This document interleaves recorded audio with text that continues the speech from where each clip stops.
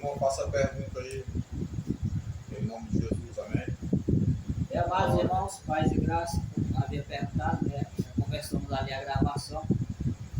Eu vou ler aqui 1 Coríntios capítulo 14, é o tema da nossa live, do nosso tema de hoje é línguas estranhas ou estrangeiras. Línguas estranhas ou estrangeiras. Aqui também é a capa do nosso estudo, né? Não sei se maldade de ver aí.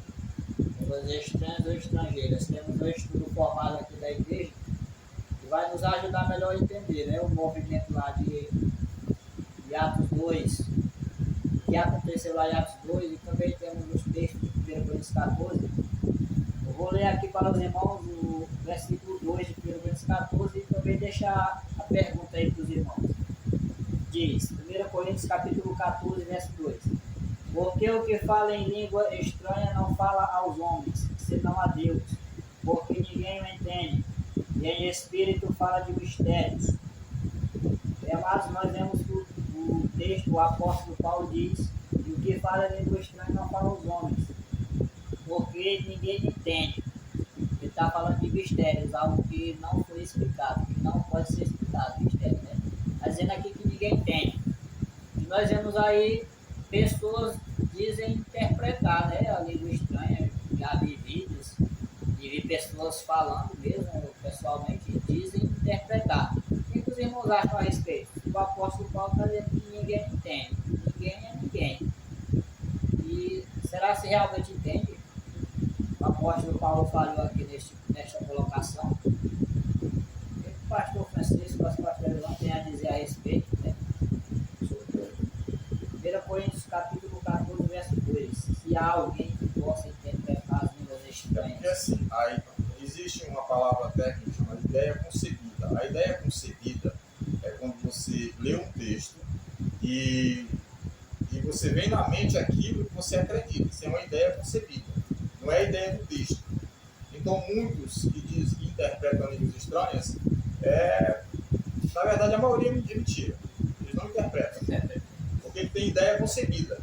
A ideia que vem, eu já tenho aquela ideia na cabeça, aí eu vou ler o texto, aí eu envezeio ele para mim, faço um desvio para mim, para a minha doutrina, aí eu explico o que eu quero, mas não é assim não. É igual que eu gosto de explicar lá na igreja sobre o Evangelho de João 9:31.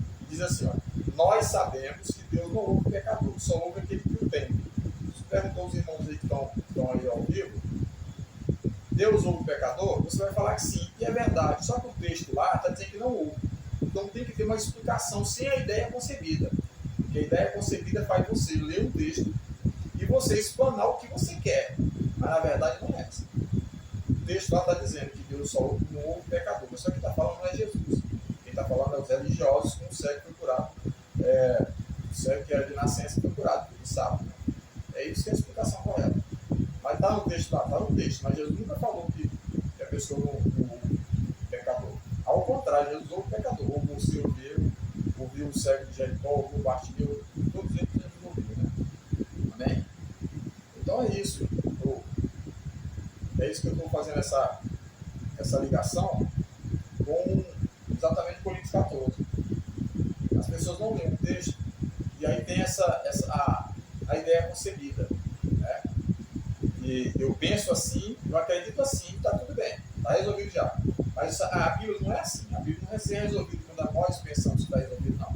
Você tem que trabalhar ela, trabalhar uma boa exegese em questão textual, texto dos textos, com palavras, e fazer uma boa hermenêutica antes e depois de você compreender o fato ao qual está sendo realizada por tipo de pregação, o ensinamento, o problema, que as pessoas hoje são muito fáceis de ser convencidas. Se qualquer pregador, só porque tem nome, e ele fala algo, as pessoas acreditam logo e vai nem pesquisar. Né? As pessoas são muito fáceis de ser persuadidas. É muito complicado isso. Né? Eu sei, meu irmão está aí ao vivo. Faça sua pergunta aí, interessante, para que nós venhamos esmiuçar ela também. E é isso, e essas pessoas na igreja que andam pulando, dizendo que é o Espírito Santo. É verdade isso?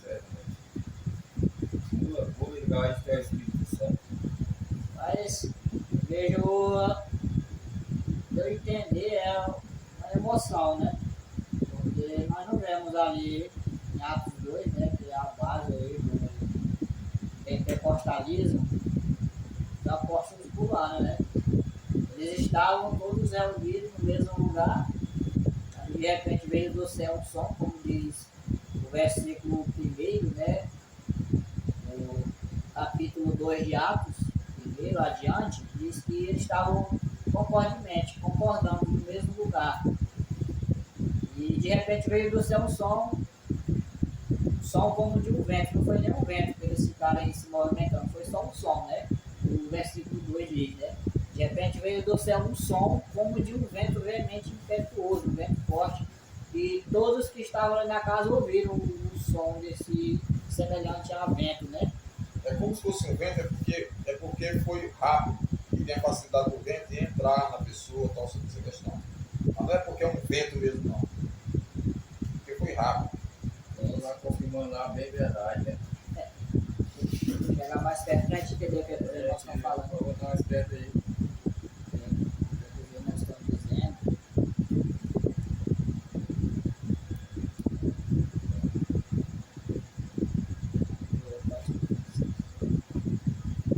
Todos bem-vindos.